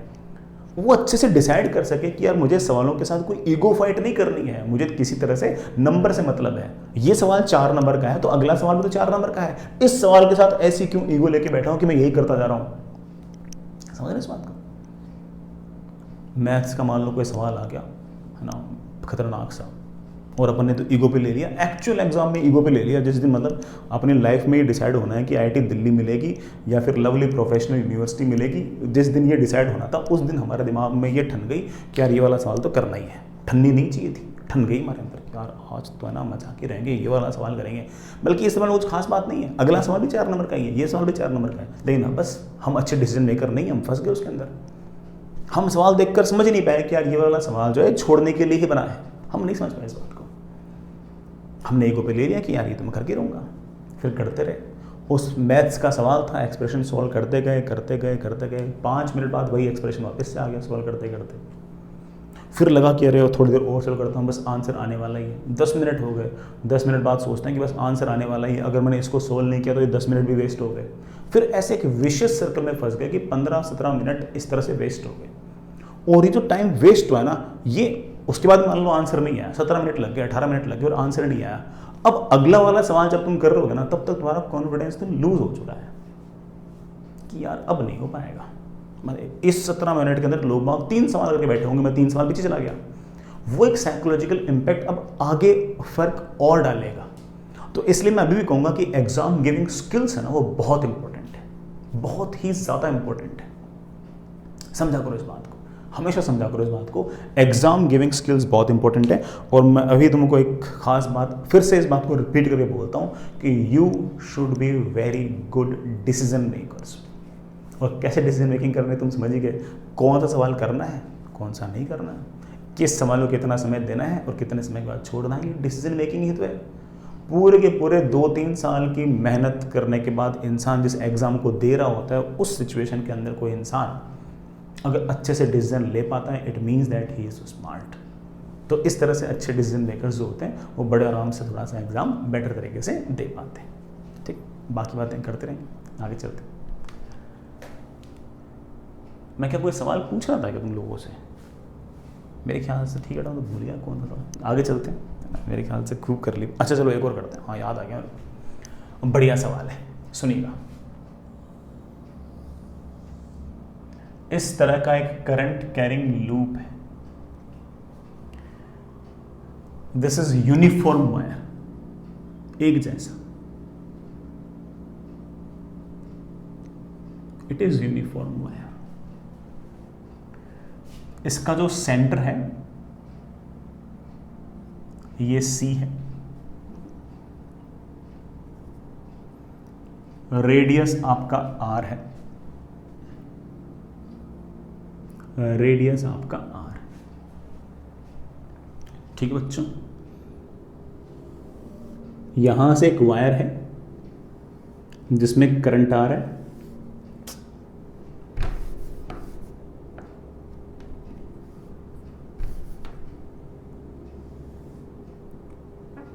वायर है जिसमें से करंट आ रहा है और यहां से करंट निकल रहा है। ठीक है, ये करंट आया I, ये करंट निकला I, ये करंट आया I। अब ऑफ कोर्स दो रास्तों बढ़ जाएगा करंट, यूं जाएगा, यूं जाएगा, यूं जाएगा, फिर वापस बढ़ के ऐसे निकल जाएगा। ये आपका सेंटर है C। ये वाला जो एंगल है ये आपका फाई है, तो ऑफ कोर्स ये वाला जो एंगल आपका 2π-5। सवाल है find magnetic field at point C वाले पॉइंट पर मैग्नेटिक फील्ड निकाल लेंगे, बिल्कुल निकाल लेंगे। सी वाले पॉइंट पर मैग्नेटिक फील्ड निकाल लिए, बिल्कुल निकाल लेंगे। कुल मिलाकर 4 पार्ट है, ये तार, ये सर्कुलर लूप, ये सर्कुलर लूप और ये तार। इस तार के कारण कोई मैग्नेटिक फील्ड नहीं आएगा, ये तार ऐसे रेडियली आ रहा है, इस तार की ही लाइन पर सेंटर वाला पॉइंट है, कोई मैग्नेटिक फील्ड नहीं है। ये तार इस तार की ही ऊपर ही बढ़ाई वाला पॉइंट ऐसे बढ़ाया, इसके कारण कोई मैग्नेटिक फील्ड नहीं है। सिर्फ और सिर्फ इस सर्कुलर लूप और इस सर्कुलर लूप के कारण ही मैग्नेटिक फील्ड है। अब करंट अगर I आया है तो ये बढ़ जाएगा, इसमें से करंट I1, इसमें से करंट I2। ठीक है, इस I1 के कारण सेंटर पर मैग्नेटिक फील्ड आएगी बाहर की तरफ, इस I2 की वजह से मैग्नेटिक फील्ड आएगी सेंटर पर अंदर की तरफ। लिखाओ बच्चों, सेंटर वाले पॉइंट पर मैग्नेटिक फील्ड आएगी इस I2 के कारण अंदर की तरफ, μ0 Ni/2r। Sir number of turns कैसे लिखोगे, बड़ा सिखा चुका हूं आप लोगों को। अगर 2π रेडियन है तो नंबर ऑफ टर्न्स होते हैं 1। अगर 2π-5 अगर एंगल है तो नंबर ऑफ टर्न्स होंगे 1/2π इंटू 2π-5। तो नंबर ऑफ टर्न्स आपके पास आ गया 2π-5/2π। ये करंट है यूं, तो इसके कारण तो मैग्नेटिक फील्ड अंदर की तरफ। बढ़िया, प्लस इस I1 की वजह से करंट जा रहा है ऐसे, तो हाथ घुमा दिया ऐसे, तो मैग्नेटिक फील्ड आएगी बाहर की तरफ। कितनी आएगी, μ0, सर्कुलर लूप बेटा, μ0 Ni/2r। What is the number of turns? As you know that कि number of turns will be 5/2π, और ये वाला बाहर की तरफ। सर कौन सा बड़ा है कौन सा छोटा है, बेटा मुझे नहीं पता कौन सा बड़ा है कौन सा छोटा है। ठीक है, सॉरी यहाँ पर करंट I1 था, इस पर करंट I1 था, तो μ0 I upon 2r into number of turns. Number of turns बड़ा कितना आएगा 5 अपॉन 2 पाई।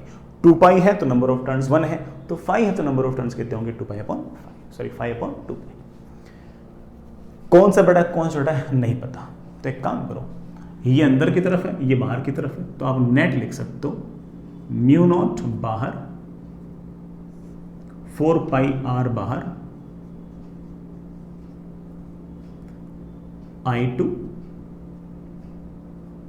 Into 2 pi minus 5 minus I1 into 5, कुल मिलाकर अंदर की तरफ। मैंने दिस माइनस दिस अंदर की तरफ लिख दिया।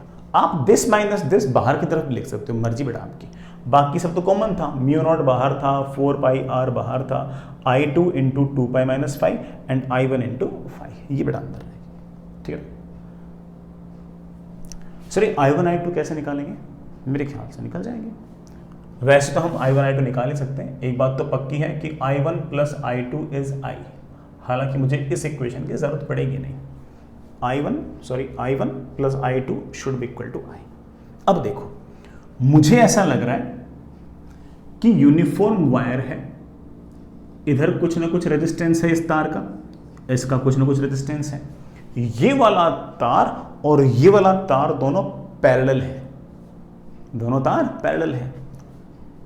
यहां का पोटेंशियल और यहां का पोटेंशियल, अगर मैं इसको x कहूं और इसको y कहूं, तो इस तार के अक्रॉस पोटेंशियल डिफरेंस है Vx माइनस Vy, तो इस तार के अक्रॉस भी पोटेंशियल डिफरेंस है Vx minus Vy। It means that both these two wires are in parallel, और अगर पैरेलल में है तो बेटा मैं एक बात कह सकता हूं कि जो भी करंट बटेगा वो इनवर्सली प्रोपोर्शनल टू रेजिस्टेंस बटेगा। तो अगर इसका रेजिस्टेंस है R1 तो इसका रेजिस्टेंस है R2। मैं बड़े आराम से कह सकता हूं कि I1 upon I2 should be equal to R2 upon R1। अच्छी बात बेटा। अब रेजिस्टेंस, आप बोलो सर वायर तो यूनिफॉर्म है, वायर अगर यूनिफॉर्म है तो हर बराबर लेंथ पर बराबर रेजिस्टेंस है। ये वाली लेंथ ज्यादा है तो ये वाला रेजिस्टेंस भी ज्यादा है। मैं सीधा बोल सकता हूं कि R2 upon R1 will be obviously equal to ये वाली लेंथ अपॉन ये वाली लेंथ। ये वाली लेंथ कितनी होगी, ये वाली लेंथ होगी रेडियस, बेटा आर्क लेंथ निकालनी है, कितनी होगी रेडियस इंटू ये वाला एंगल है 2 पाई माइनस 5। सर ये वाला लेंथ कैसे लिखोगे बेटा, ये वाला लेंथ लिखूंगा रेडियस इंटू ये वाला एंगल 5, आर से आर कैंसिल। तो रेजिस्टेंस को मैं लिख सकता हूं कि resistance is directly proportional to length, क्योंकि बाकी बेटा वायर तो यूनिफॉर्म है। अदरवाइज आप बोलोगे सर रेजिस्टेंस का तो फॉर्मूला होता है रो एल अपॉन ए। रो हर जगह सेम है, वायर यूनिफॉर्म है, क्रॉस सेक्शन एरिया हर जगह सेम है, so resistance is directly proportional to length. ये वाली लेंथ है 2 पाई माइनस 5 इंटू रेडियस, ये वाली लेंथ है 5 इंटू रेडियस। आपका रेडियस कैंसिल हो गया और यहां से मेरे पास आ गया है I1 5 should be equal to I2 into 2 pi minus 5। I1 into 5 की वैल्यू और I2 इंटू 2 पाई माइनस 5 की वैल्यू तो बराबर आ गई है, और अगर इन दोनों की वैल्यू अगर बराबर आ गई है तो ये दोनों कैंसिल हो गए और आपके सेंटर पर जो मैग्नेटिक फील्ड है इस केस में, हर केस में नहीं बेटा, इस केस के अंदर कितनी आ गई है 0। इस केस में आपके सेंटर वाले पॉइंट पर मैग्नेटिक फील्ड 0 आ गई। आई रियली होप बड़ा बात समझ में आ गई थी, छोटी सी बात थी, कोई बहुत इतनी हाई फाई बात भी नहीं थी। सेंटर वाले पॉइंट पर आपकी मैग्नेटिक फील्ड तो 0 आ गई। आगे चले, अच्छा पॉइंट था बेटा, बढ़िया है। हमने बेटा खूब सारे सवाल कर लिए, खूब सारा काम निपटा लिया अपन लोगों ने। शीट में भी मोर और लेस बेटा ऐसे ही सवाल आपको दिखाई देंगे, मैंने आपको करा ही दिए यार। शीट में भी ऐसे सवाल दिखेंगे, HCV के अंदर भी ऐसे सवाल देखेंगे, हर स्टैंडर्ड बुक के अंदर बड़ा मोर और लेस यही सवाल आप देखोगे। ठीक है, आगे चलते हैं।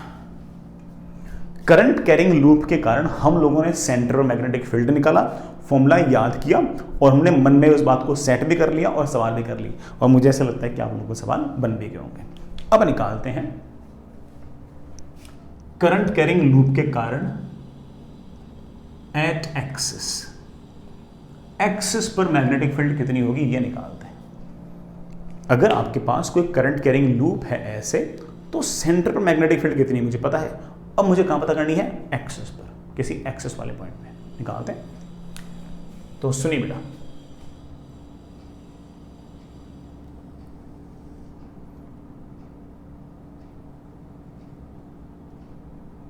ये आपके पास फिर से कोई करंट कैरिंग लूप,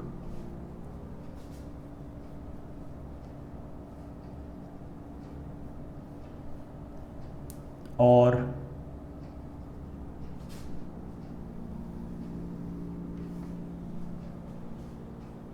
इसमें करंट है ऐसे, करंट बेटा आई है,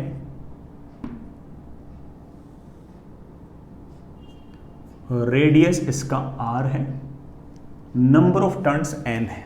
इस बार n जो है वो इंटीजर है।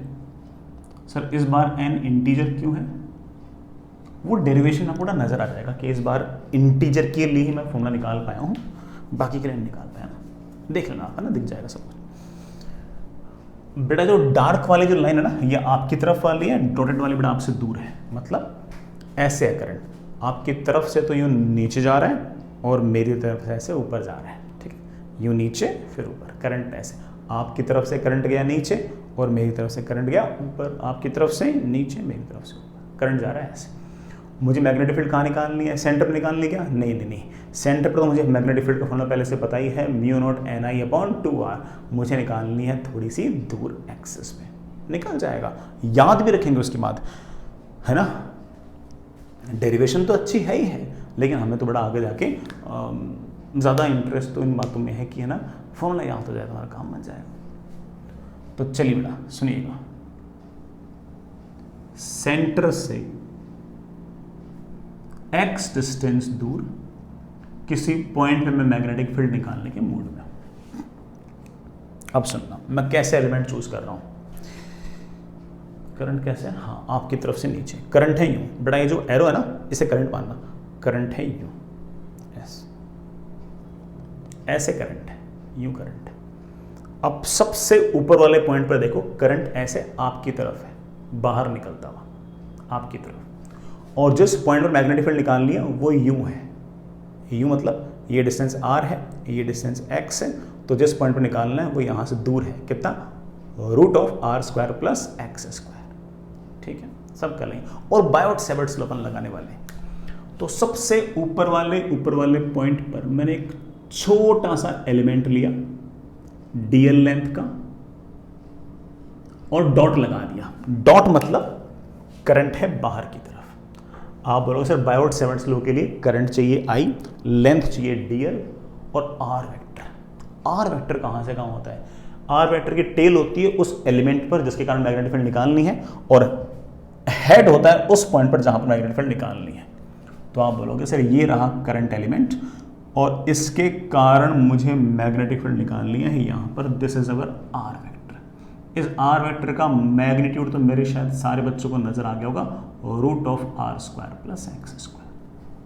What is the angle between dr vector and r vector, take your time. तार में करंट है ऐसे, यूं, सबसे ऊपर वाले पॉइंट पर करंट है ऐसे, करंट है ऐसे तो dl वेक्टर भी है ऐसे, और जिस पॉइंट पर मैग्नेटिक फील्ड निकालनी है वो पॉइंट ऐसे है, ये आपका स्मॉल r वेक्टर है। इन दोनों के बीच में एंगल कितना है जरा नोटिस करना बेटा, ये आपका dl वेक्टर, ये आपका dr वेक्टर, इनके बीच में एंगल विल बी 90 डिग्री। और अगर इनके बीच में एंगल 90 डिग्री है, अच्छा अब डायरेक्शन की बात कर लेते हैं, डायरेक्शन किधर होगा। आप बोलो sir dl cross r, dl cross r, तो dl तो ऐसे है और r वेक्टर ऐसे है। dl की तरफ हाथ ले जाओ और r वेक्टर की तरफ उंगलियां कर्ल कर दो, अंगूठा आएगा ऐसे, सब कर लेंगे। dl वेक्टर है ऐसे, तो इसकी तरफ हाथ ले गए और फिर उंगलियां कर्ल कर दी r वेक्टर की तरफ, तो मैग्नेटिक फील्ड आएगा ऐसे। Magnetic field will be like this.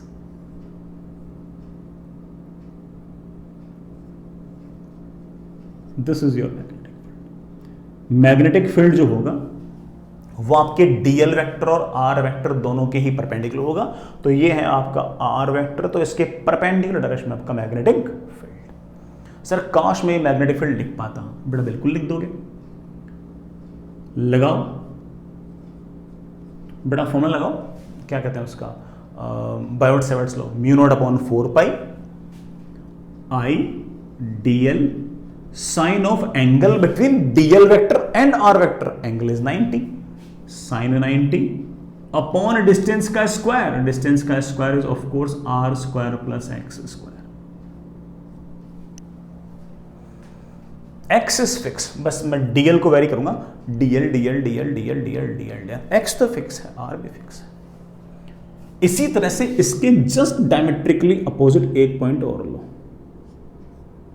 अब जरा सोचो इस बात को कि सबसे ऊपर वाले पॉइंट पर अगर करंट बाहर की तरफ आ रहा है तो सबसे नीचे वाले पॉइंट पर करंट अंदर की तरफ आ रहा है, ठीक है।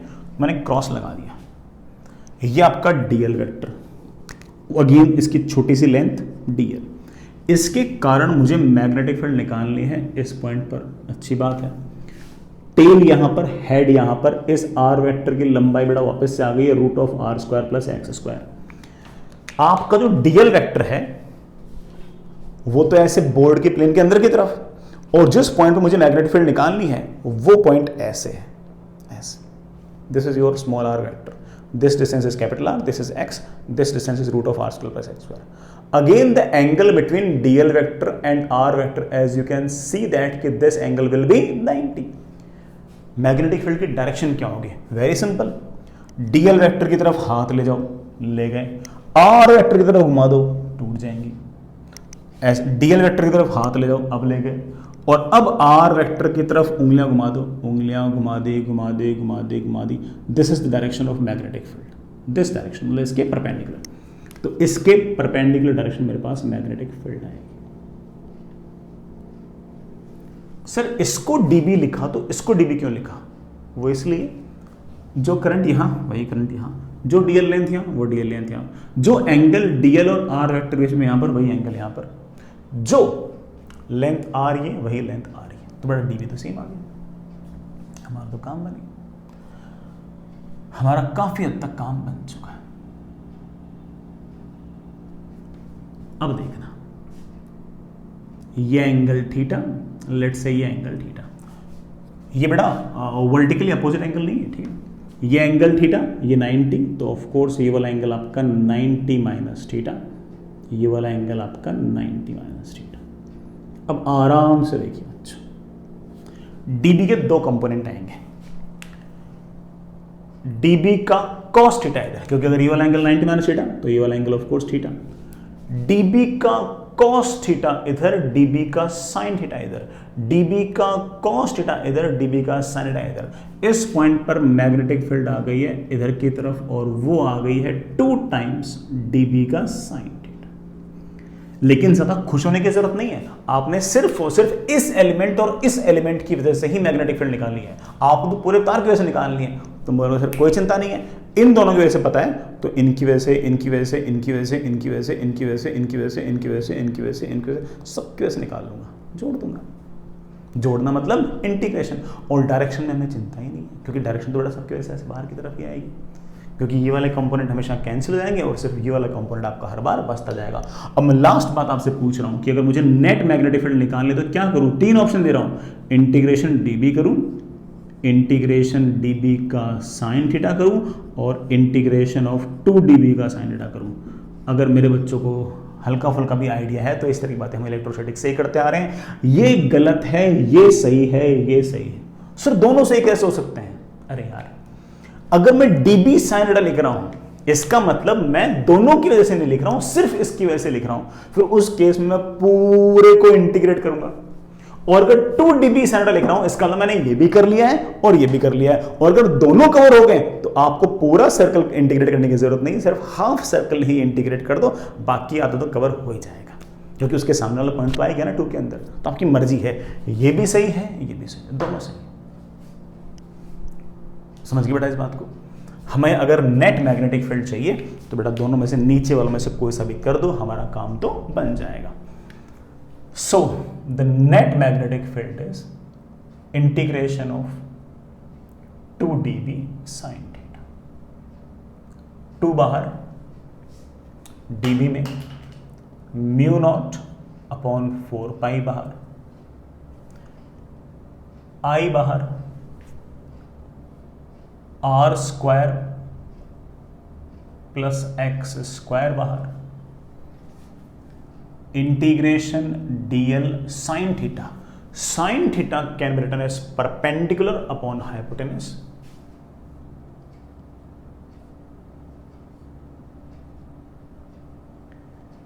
वापस से r बाहर, root of R square plus X square बाहर, म्यू नॉट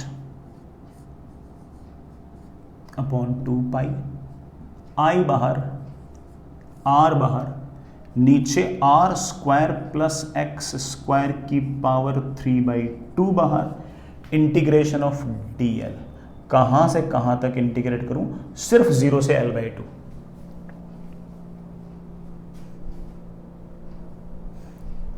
सिर्फ और सिर्फ 0 से l/2. सर क्यों बेटा? सिर्फ और सिर्फ 0 से l/2 क्यों बेटा? हमने 2 तो शुरू में लगा दिया था. हमारे पास आंसर आ गया, that is mu naught I L upon 2 pi R square plus X square की पावर 3/2. dl का इंटीग्रेशन आएगा l, लिमिट लगाऊंगा 0 से l/2, तो l/2 माइनस 0 मेरे पास आ गया, that is mu naught I into R. नीचे बेटा मेरे पास आ गया 4 pi R square plus X square की पावर 3/2 इंटू एल. एल को क्या लिखूं? पूरी लेंथ को मैं लिख सकता हूं n times 2 pi R. n क्या हो गया? Number of turns. एक टर्न हुआ तो लेंथ होगी 2 pi R, 2 turn 2 times 3 times square. बड़ा 4 पाई से ये तुम्हारा ये कैंसिल, और हमारे पास मैग्नेटिक फील्ड आ गई है एक्सिस पर. Mu naught N I R square, mu naught N I R square upon 2 times R square plus X square की पावर 3/2. तो एक्सिस के किसी भी पॉइंट पर अगर आपको मैग्नेटिक फील्ड चाहिए, अच्छा फॉर्मूला है, याद रखें.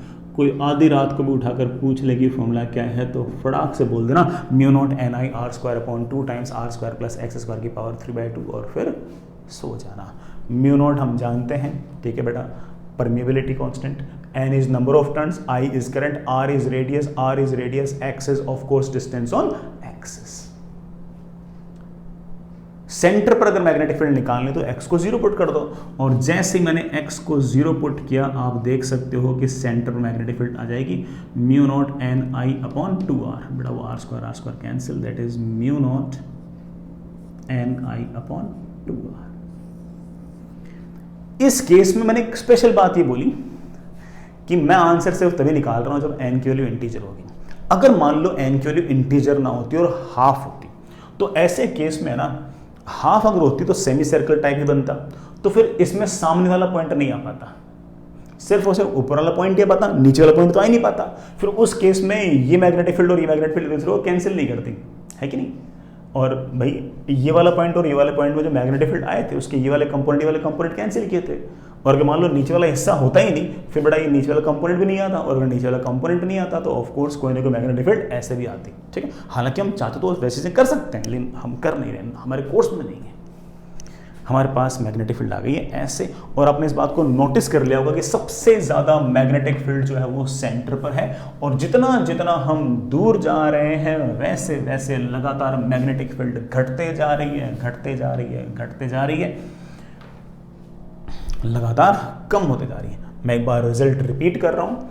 अगर आपके पास ये एक्सिस है और ये आपके पास कोई करंट कैरिंग लूप है, करंट है ऐसे, तो सबसे पहली बात कर लो डायरेक्शन की.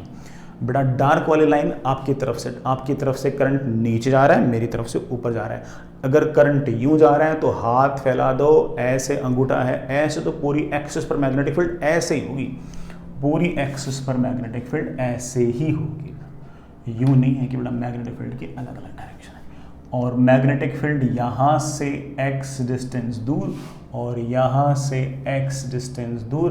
बड़ा मैग्नेटिक फील्ड हमारे पास कितनी आई है, वापस से बोलना, mu naught N I R square upon 2 times R square plus X square की पावर 3/2। इसी तरह से अगर आपके पास कोई लूप यूं हुआ बेटा और इसमें अगर करंट ऐसे जा रहा है,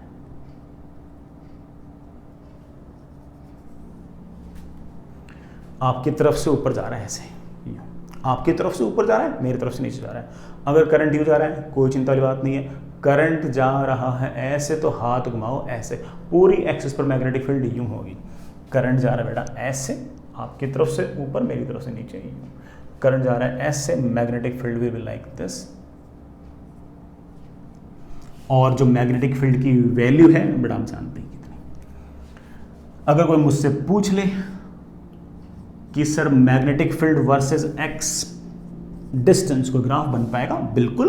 x इक्वल्स टू 0 पर मैग्नेटिक फील्ड सबसे ज़्यादा है, फिर लगातार दूर जाओगे मैग्नेटिक फील्ड लगातार घटेगी, मैग्नेटिक फील्ड लगातार घटेगी। इवन फंक्शन तो नजर आ ही रहा है, x की वैल्यू चाहे पॉजिटिव रखो चाहे नेगेटिव रखो तो एग्जैक्टली सेम ही आ रहा है। ये सेंटर वाला पॉइंट है और यहाँ पर मैग्नेटिक फील्ड हम देख चुके हैं कितना है, mu naught N I upon 2r।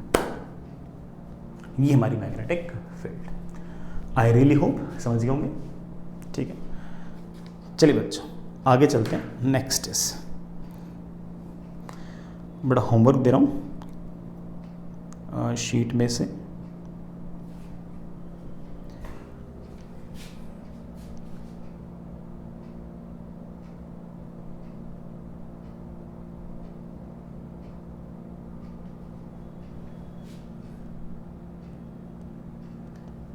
EMF की एक इसेंशियल शीट आई होगी आपके पास।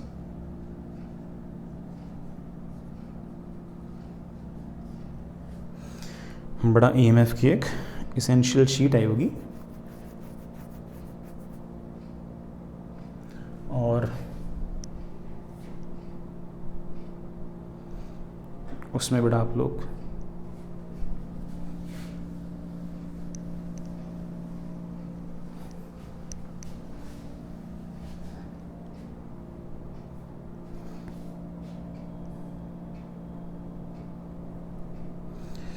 हाँ बेटा एक्सरसाइज 1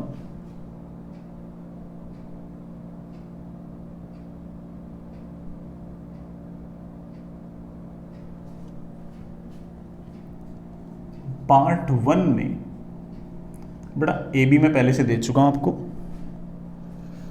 बेटा सी वाले में है ना एक एक्सेस वाला भी सवाल है, हालांकि मैंने एक्सेस वाले पे सवाल कराए नहीं, लेकिन मुझे लगता है फॉर्मूला बेस्ड सवाल है, कर लेना। बाकी प्रैक्टिस कल करा भी देंगे, लेकिन फॉर्मूला वाला ही है तो तुम कर लेना इसको। तो बेटा आप सेक्शन ए बी सी कर लेना पार्ट 1 में, तो है ना। पार्ट 2 को बेटा छेड़ने की ज़रूरत नहीं है, हालांकि उसमें सवाल हैं तो लूप वाले, मतलब एक्सेस वाले, बट थोड़ी प्रैक्टिस कराऊंगा तभी बन पाएंगे, है ना। तो कल कर लेंगे फिर, है ना, ऐसे इतनी जल्दी है नहीं बिल्कुल। आगे चलो बच्चों, नेक्स्ट पार्ट 2 में आओ। पार्ट 2 में सेक्शन ए बेटा दे चुका हूं पहले से। सेक्शन बी में एक सवाल ऐसा है जिसमें log 1 प्लस एक्स का एक्सपेंशन आएगा, देख लेना एक बार ना मैथ्स वगैरह में। नेक्स्ट इज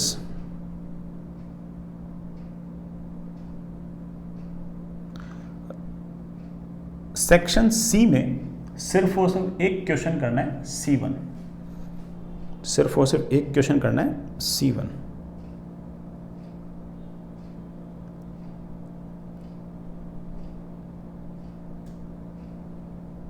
आगे चलिए बढ़ो। नेक्स्ट इज एक्सरसाइज 2 के पार्ट 1 में क्वेश्चन नंबर 1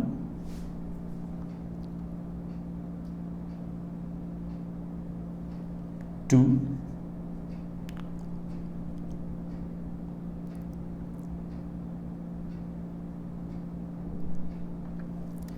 पार्ट 2 में क्वेश्चन नंबर 1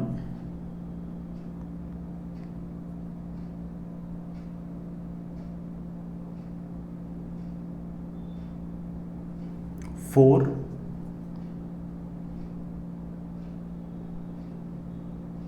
ठीक है ना, एक बार इतने ही है ना, बाकी बाद में देखते हैं।